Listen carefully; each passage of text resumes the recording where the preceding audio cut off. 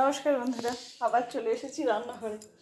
সকাল হয়েছে, কর্তা বলছে কি খাবো কি খাবো। এবার আমি ভেবেছি একটা নারকেল ছিল, অনেক দিনের পুরনো খাবার কিন্তু এটা, তাই না?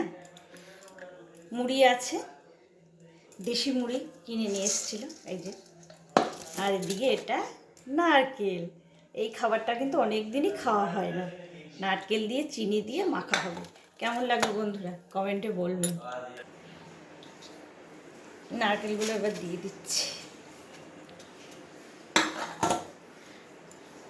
চিনি,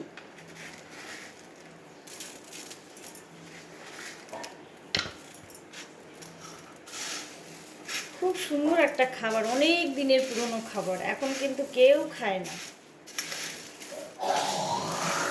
কমেন্টে বলবেন কার কার খেতে ইচ্ছা করছে আর কার কার ভালো লাগবে, ভালো লাগছে, অবশ্যই কমেন্ট করবেন।